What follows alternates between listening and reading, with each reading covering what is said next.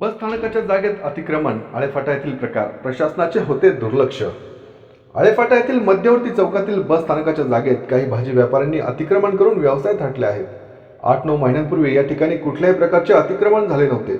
मात्र ही भाजी मंडई नेमका थाटून देणारा कोण, हा प्रश्न सर्वसामान्य नागरिकांना पडला आहे. याबाबत अधिक समजलेली माहिती अशी: आळेफाटा बस स्थानकाची शासकीय जागा, त्यामध्ये आधीच नागरिकांचे अतिक्रमण झाले आहे. आता त्यात काही भाजी व्यापाऱ्यांनी व्यवसाय देखील थाटले आहेत. याच बस स्थानकाला लागून आळेफाटा ट्रॅफिक पोलिसांचे ऑफिस आहे. तसेच आळेफाटा कल्याण प्रवासी वाहतूक मोठ्या प्रमाणात चालत आहे. त्यामुळे या अतिक्रमणाकडे प्रशासनाचे दुर्लक्ष होत आहे. बस डेपो मॅनेजरना वारंवार फोन करून व्हॉट्सअपच्या माध्यमातून फोटो पाठवले, त्यांनी त्याच्याकडे दुर्लक्ष केले, असा आरोप नागरिक करत आहेत. आळेफाटा मध्यवर्ती चौकातील वाढते अतिक्रमण हे आळेफाटा पोलीसचे PI क्रांतिकुमार पाटील यांनी काढले होते. मात्र त्यांच्या बदलीनंतर 5 ते 6 महिन्यानंतर येथे या अवैध टपरी आणि भाजी मंडई व्यावसायिकांनी आपला ठिय्या मांडला आहे.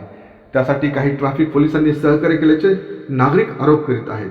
आता हे अतिक्रमण काढण्यासाठी आळेफाटा पोलीसचे सिंगम अधिकारी समजले जाणारे पोलीस निरीक्षक TY मुजावर साहेब काहीतरी करतील अशी खात्री नागरिक व्यक्त करत आहेत. या अतिक्रमणाबाबत आळेफाटा स्थानकाचे पदाधिकारी गप्प का आहेत, असाही प्रश्न स्थानिक नागरिक उपस्थित करत आहेत. यापूर्वी या चौकात अपघात देखील घडलेले आहेत. त्यात काहींना जीव गमवावा लागला आहे. तसेच अनेकदा वाहतुकीचा बोजवारही उडवला आहे.